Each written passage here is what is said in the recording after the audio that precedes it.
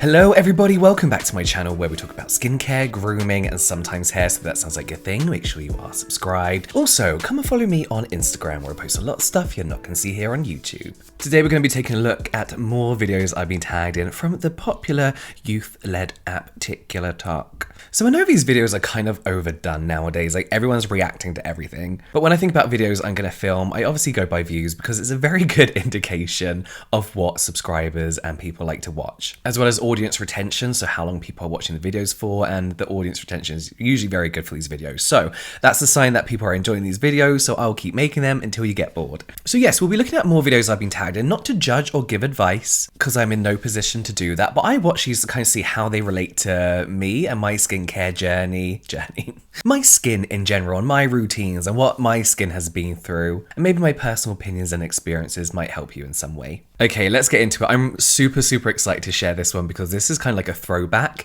to a collaboration I did with Hiram where we reacted to some TikTok videos, and this is like months later kind of thing. I'll show you. I'm gonna zoom out a bit. Hey guys, so about 9 months ago, James Welsh and Hiram, the skincare kings, made this video reacting to some TikToks, and I was the thumbnail, and my video is pretty critiqued. No problem with it though. Since then, in taking their advice, even though my skin is not perfect, this is the healthiest it's looked and felt in so long, and I'm going to show you what I changed, and I hope they react and are proud of me. In my last video, I did share I was on birth control, and that does help with the hormones and some stuff, so yeah, I'm still on that. It's great. I used to use this, and now I use this. I'm going to get the fragrance-free one next time, though. I used to use this, and now I use this. I used to use this, and now I use this. I have since added niacinamide, retinol, peeling solution on Sundays only, and SPF. And I switched this out for this. So what I love about this is she's obviously stuck to her doctor's advice, which is something, of course, you should always do. Her skin looks incredible. I hate that she says it doesn't look perfect because her skin actually looks amazing. It's like glowing. It looks healthy. She looks so happy with her skin as well. You know, a lot of the comments I always get, and I'm sure other skin influencers get, is that we aren't dermatologists, we aren't doctors, and none of us are trying to be. We are just product reviewers and sharing our own personal experience. And she's gone away. She's obviously done her own research, maybe watched some product reviews, made her own choices and decisions as to what she should use for her skin. And I hope this is what people get from our videos. Not exact products and take it as professional advice, but, you know, like hunting around, watching a few different product reviews, gathering a few different opinions and personal experiences, and working out what works best for them. And this is something I feel Hiram does especially well, as he gives his own experiences, shares that with the audience, his own beliefs when it comes to ethics behind the brands. You know, he gives so much information that it allows you to really make up your own mind about that product, and then encourages people to do their own research and work out for themselves what works for their skin. And I like to think that's something I do as well, is that's why I review products. So you have us product reviewers, which is essentially what I am, and dermatologists on the internet as well, and I hope people are watching both and marrying the consumer experience with the professional advice and opinions. You know, merging them together and getting a good idea of what may or may not work for their skin. It's clearly worked here very well. I'm on like so happy for her. She looks incredible. Speaking of personal preference, I love this person, but oh my fucking god. I hope she doesn't mind me using it, but she tagged me in this. Just watch it. I'm so sorry, James Walsh. I'm so sorry, James Walsh. I'm so sorry, James Walsh. Hiram, I'm sorry to you too. I am so sorry, James Walsh. I am so sorry, James Walsh. I'm so sorry, James Walsh.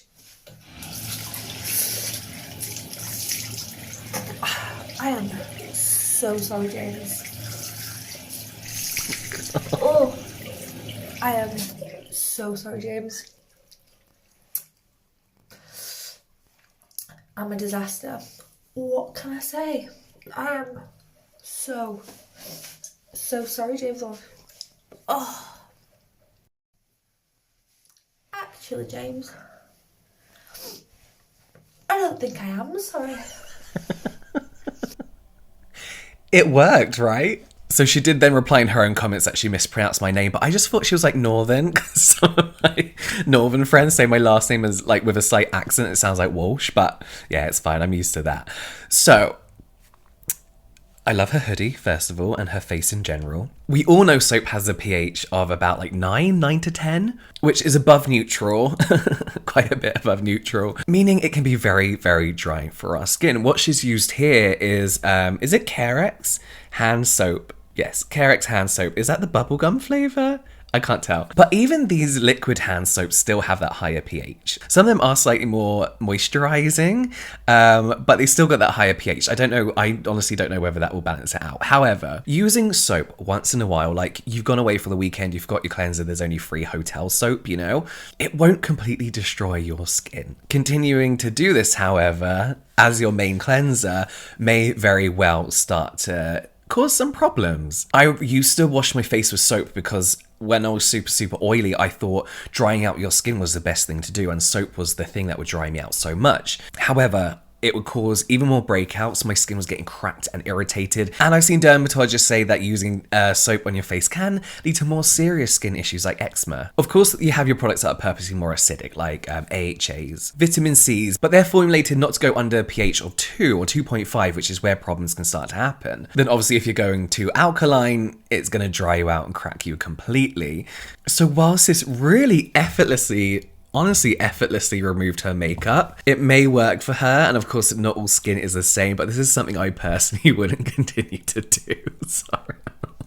This is just one of those examples where you look at her skin and it looks flawless, like absolutely nothing looks wrong with it, and I wonder how long she's been doing this, but it wouldn't be my recommendation as a friend to be like, oh, just wash your face with hand soap. Okay, I was sent this a lot of people send me like links to TikTok, I think because they know I'm not on it that often, but I think I was tagged in this because people know my personal dislike for apple cider vinegar on my face. So let's take a look at this.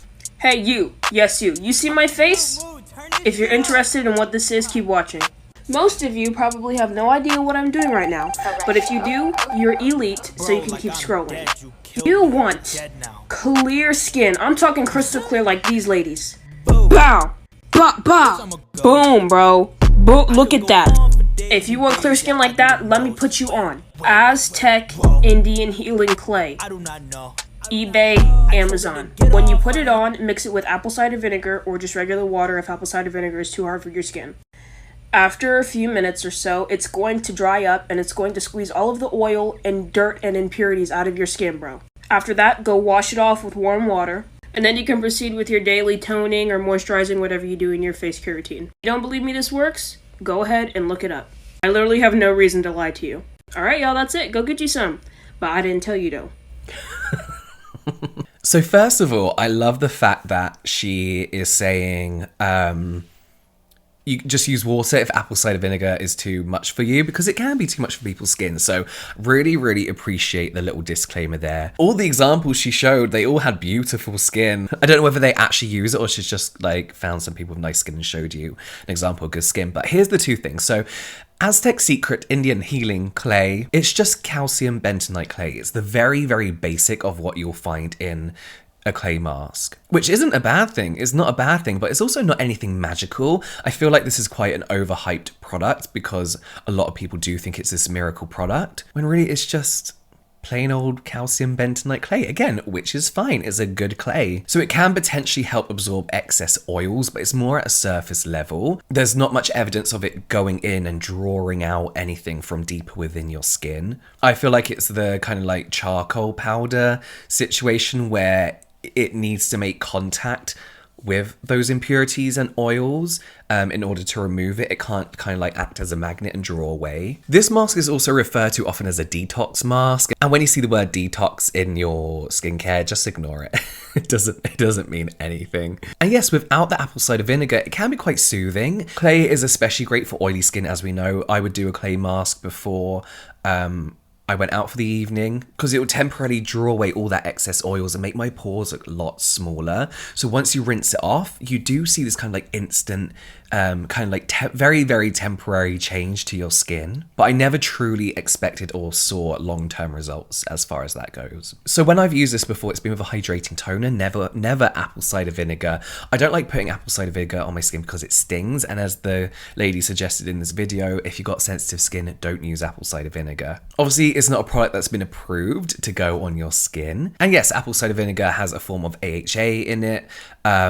But with all natural ingredients, you just don't know the percentage of that AHA. It could be next to nothing. It could be too much. It's unpredictable. So apple cider vinegar isn't like, I feel like it's like, again, you hear dermatologists say just don't put on your skin, just use glycolic acid. But I do feel like it's nothing magical. And I doubt that this mask alone is what is making those ladies' skin look nice. I feel like it's more about the dedication of a skincare routine, which I presume they do, because if you're putting effort into making and mixing up this mask, you're probably putting a lot of effort into your everyday skincare routine. I wasn't tagged in this, but I wanted to just discuss this because it's about something I get asked a lot. Do we actually need to double cleanse when just wearing sunscreen and no makeup? I'll apply a little bit of SPF 50 sunscreen on my hands. After this, I'll use a regular cleanser just to wash it off. Rinse it under running water, wipe test, clean. There you have it, single cleanse only. So of course he's right, he's a doctor. You can't argue with that, right? So yes, I always get asked if people really, really need to double cleanse if they're not wearing the sunscreen.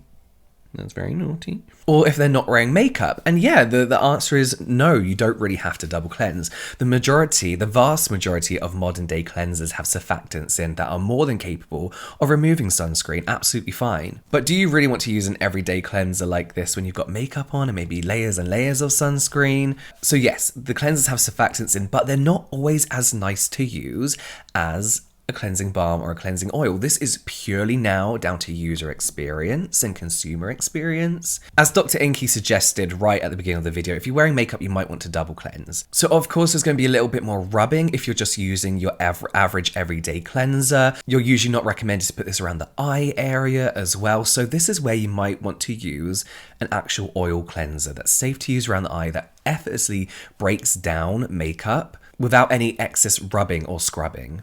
And that's purely, again, down to user experience. It's just easier and feels nicer to remove with an oil balm or a cleansing oil. This doesn't mean you have to rush out and buy two separate cleansers. You can use your cleansing oil or balm as both of your cleansing stages. I would say try both anyway. And if when you get to your toner stage, you use a cotton pad and wipe away and you still see dirt on your face, I would then just do like a double cleanse, you know. That's where I'm going to leave it today. I hope you enjoyed this. Please keep tagging me in these videos. I'm enjoying watching them a little bit more than I used to. None of them were especially infuriating today. They were all actually, I really enjoyed this one. They're all nice to watch. But that is it from me now. I will see you next time.